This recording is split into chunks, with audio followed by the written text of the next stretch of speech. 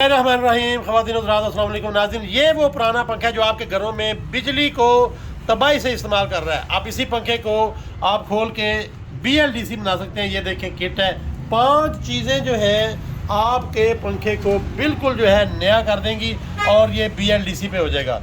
अब ये सारी की सारी चीज़ें जो है इस किट के साथ आप कर सकते हैं और आप कॉन्टैक्ट कर सकते हैं हमारी टीम के साथ। ये किट 5 चीज़ों की लेके आप अपने पुराने पंखे को नया कर सकते हैं, या आप ये किट ख़रीद के अपने इलाके के जो लोग हैं उनको दे सकते हैं और उससे ये सारी की सारी चीज़ें जो है वो आप मूव ऑन हो जाएंगी।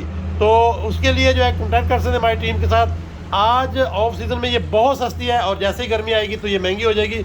आप आज ही किट ऑर्डर करें, अपना ये वाला पुराना पंखा जो है इसको कन्वर्ट करें इस किट के साथ और ले आए इसी नई फार्म में और चलाएं जनाब। पाकिस्तान की बिजली जो है वो बचाना आप सब लोगों के ऊपर कौमी फरीज़ा है। हमारे साथ रहिएगा।